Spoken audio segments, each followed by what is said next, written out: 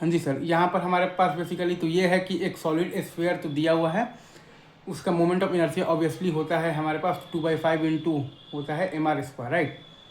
तो वो solid sphere को हम लोगों ने बेसिकली आगे की तरफ स्पीड दिया हुआ है v0, और बेसिकली क्लॉकवाइज सेंस में एंगुलर स्पीड दिया हुआ है ω0 = v0/r, और सरफेस आपके पास दिया हुआ है कि सफिशियंटली तो रफ एनफ है, राइट। तो आप देखिएगा तो शुरू में ही आपके पास बेसिकली तो क्या है, तो v = ω/r है।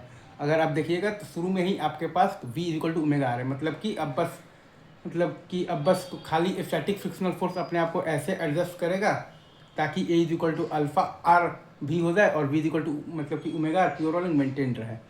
अगर आप देखिएगा यहाँ पर तो शुरू में ही आपके पास v = ω/r है, मतलब कि अब बस खाली स्टैटिक फ्रिक्शनल फोर्स अपने आप को ऐसे एडजस्ट करेगा ताकि a = α/r भी हो जाए और v = ω/r प्योर और मेंटेन रहे, राइट।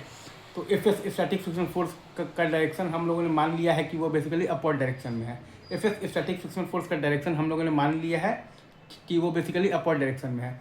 तो ए = हमारे पास आ गया है mg sin θ - f/m, और अल्फा बराबर मतलब कि आया है हमारे पास बेसिकली तो क्या आया है, टॉर्क बाई आई, तो एफ आर और बाई आई है हमारे पास 2/5 mr²।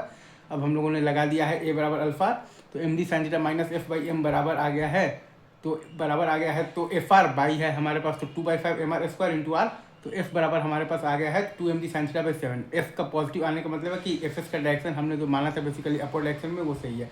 तो ए हमारे पास यहाँ से आ गया है 5g sin θ/7, और अल्फा हमारे पास यहाँ से आ गया है 5g sin θ/7। इजी।